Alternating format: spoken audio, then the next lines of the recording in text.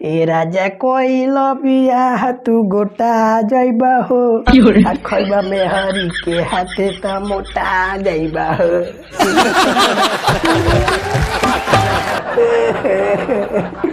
अरे भैया लो हो भैया, ये हम गाना सुन के ससुरा अपन बियाह क लेनी। अब मोटाइल तो दूर, बियाह क के जब से मेहरारू घरे आइल बिया ऐसा न सेवा पानी करतिया कि औरी हम दुबारा आ गइली। माने बुझ जाइए भैया, अब तो हमारा बॉडी में चड्डी ले नइखे आटत। ससुरा इतना ना सुबह शाम हमारा खातिरदारी करतिया कि अब हमारा बॉडी के खाली हड्डी ले लौकता। का कहिए भैया लोग, जैसे दारू पियल स्वास्थ्य के लिए हानिकारक बा, वो सही मेहरारू जीती के लिए हानिकारक पिया।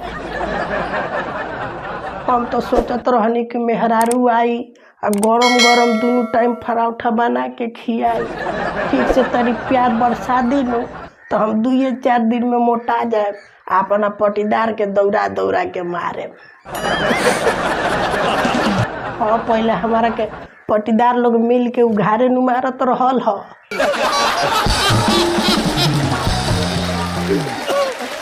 बाकी का कहिए भैया, हमारा सपना पर तो कुकुर मुत देहलस। अब तो जब से मेहरारू घरे आइल बिया, हम ही ओकरा के गरम गरम पराठा बना के खियावत तानी।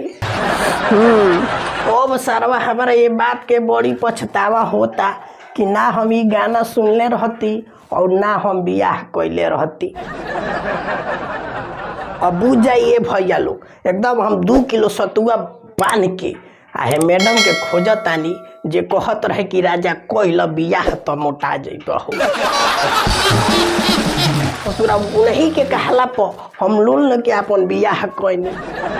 बाकी समझ जाएगी जब से मेहरारू जिंदगी में आई, हमरा जिंदगी के तो झंड कर देहलस।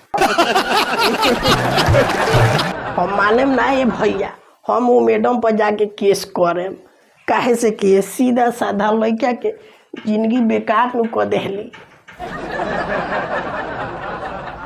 अरे बाप रे बाप, उना कहले रहती कि ये राजा कोइल बियाह तू गोटा जइबा हो आ खइबा मेहरी के हाथे तो मोटा जइबा हो।